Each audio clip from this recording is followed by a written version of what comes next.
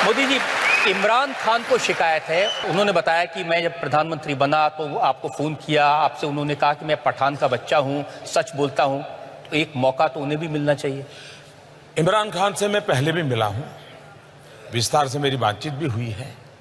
जब वो प्रधानमंत्री यानी उनकी पार्टी के सबसे बड़े नेता चुन करके आए तो मैंने टेलीफोन भी किया था, देश के एक मुखिया के नाते, और तब भी मैंने उनसे कहा था, देखिए इतना बार हमने लड़ाइयां लड़ ली, हर बार आपकी पिटाई हुई।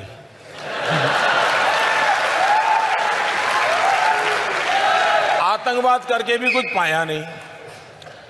ये जितना हमने बर्बादी 40 साल में की है, अगर हम 5 साल मैं मेरे देश में गरीबी के खिलाफ लड़ूं, आप अपने देश में गरीबी के खिलाफ लड़िए, हम दोनों गरीबी के खिलाफ लड़ें, हम अपने अवाम का भला करेंगे।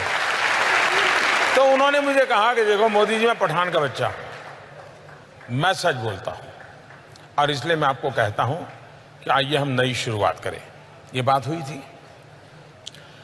पाकिस्तान में समस्या ये मैं अनुभव से, मेरा अकेले का अनुभव नहीं है, दुनिया के देशों का अनुभव है। मैंने दुनिया के कई देश के महापुरुषों से बात की है, गल्फ कंट्रीज के, अरब राष्ट्रों के सभी नेताओं से मैंने बात की है, मैंने अमेरिका, चाइना, रशिया, उन सब से भी बात की है। एक बात ज्यादातर उभर करके आती है कि भाई आज़ाद करोगे तो किससे करोगे? आर्मी से करोगे, आईएसआई से करोगे, कि इलेक्टेड बॉडी से करोगे? बोले पता ही नहीं चलता वो देश कौन चलाता है। तो ये सबसे बड़ी समस्या है, पहले वो अपनी ये समस्या सुलझा दें। आपने समस्या सुलझा दी, घर में घुस के मारा। आखिरकार जब उनको हमने सबूत दिए, बार बार दिए, और जब घटना घटती है तो इतनी प्यार से, इतनी मीठी बात करते हैं जी, आप भी सोच लेंगे यार नहीं पाकिस्तान सुधर गया है। पुलवामा के बाद मैं उनकी बहुत मीठी मीठी बातें मानने को तैयार नहीं था। मैंने कहा भाई आपकी बहुत बातें सुन चुका हूं, आप करते ही नहीं कुछ। हमारे यहाँ इतने लोगों को मार दिया, आपको हमने सबूत दे दिए, हमने एविडेंस दे दिए, उनकी टेलीफोन दे दिए, सब दे दिया, लेकिन आप कहते हैं हम जांच कर रहे हैं, और 10-10 साल हो गए। तो अगर ठीक है, अब हमारी सेना को जितना आता है वो करते रहेंगे। उनकी बात तो समझ आती, लेकिन हमारे यहाँ ममता दीदी हैं, बहन मायावती हैं, अखिलेश भाई हैं, राहुल भैया, जितने भाई बहन हैं आपके यहाँ पर, वो सब कह रहे थे सबूत दीजिए एयर स्ट्राइक का। देश के किसी भी नागरिक को सबूत मांगने का हक है। राजनीतिक दलों के नेताओं को भी सबूत मांगने का हक है, लेकिन सबूत मानना ही उनकी जिम्मेवारी भी है। इनका प्रॉब्लम है कि मांगते रहो लेकिन मानो कुछ नहीं।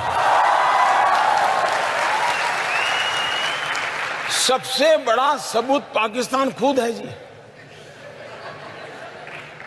आप मुझे बताइए कि हमने तो कुछ डिक्लेयर नहीं किया था। हमारी जो स्ट्रेटेजी थी उसके हिसाब से तो सुबह हम मीटिंग करने वाले थे, मीटिंग करके कुछ योजना करने वाले थे, उस प्रकार से सारा प्लान किया हुआ था।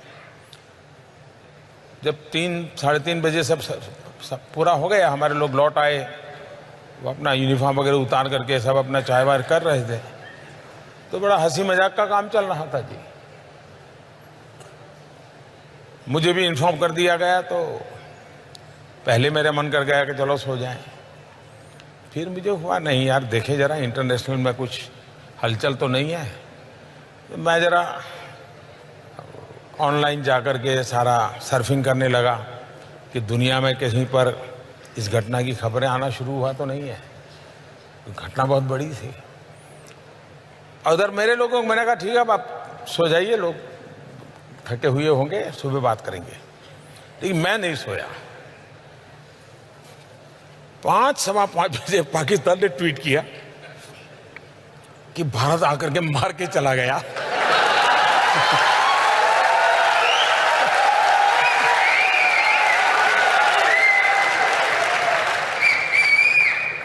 तो मैं फिर समझ गया कि मामला वो सिंपैथी गेन करने के लिए कुछ कर रहे हैं। रोना शुरू कर दिया इन्होंने। तो मैंने फिर हमारे लोगों को इकट्ठा किया और मैंने कहा भाई तुरंत बैठना पड़ेगा। तो जब रात भर जगे थे लेकिन फिर भी इकट्ठे हुए फिर परिस्थिति का मूल्यांकन किया, फिर आगे की रणनीति हम बनाते मोदी जी, रहे। ये सही है कि पाकिस्तान ने बालाकोट के उस इलाके में जंगलों में कुछ मिसाइल गिराए निशान बनाने के लिए, ताकि दुनिया को बता सकें कि भारत का निशाना चूका? ये इस विषय के जो जानकार लोग हैं, इन्होंने खोज के निकाला है कि, और जिसकी चर्चा पिछले 2-3 दिन से ज्यादा हो रही है, इस सब्जेक्ट के एक्सपर्ट हैं, उन्होंने कहा भाई अब उनके लिए मुसीबत थी कि भारत ने आकर के यहां किया है तो ये सिद्ध हो जाता था कि यहां टेररिस्ट कैंप था, क्योंकि इतने बड़ी पहाड़ी में घने जंगल में एक अकेली इकलौती बिल्डिंग और जिसमें भी 600 लोगों की रेसिडेंशियल एकोमोडेशन, तो हर किसी को सवाल उठता है कि क्या था। इसलिए इनके लिए इसको छुपाने के लिए कोई न कोई रास्ते ढूंढने ही पड़ेंगे। पाकिस्तान के लिए दोनों तरफ से मौत है। ये भी कहे कि यहां कोई आया था, बम गिरा था, तो भी फंस रहे हैं। और वो इतने डर गए थे जी, वो गलतियां पर गलतियां चले। विमान उनका गिरा, उन्होंने कह दिया हिंदुस्तान का गिरा। पायलट उनका मरा, उन्होंने कह दिया हिंदुस्तान का मरा। यानी वो बिल्कुल ही बैलेंस खो चुके थे। और बैलेंस खोने का कारण था कि इतनी बड़ी घटना उनके लिए असंभव थी जी। और अभी भी उस सदमे में से बाहर नहीं आए। ये तो भारत में अगर चुनाव ना होते ना, अगर चुनाव ना होते और ये तू मैं ना होती और सामान्य दिवसों में घटना हुई होती, तो विश्व की जो महत्वपूर्ण मिलिट्री ऑपरेशंस हुए हैं, इसकी उसमें गिनती होती जी। ये चुनाव के तू मैं में भारत के वीरों के पराक्रम को हमने नजरअंदाज किया है।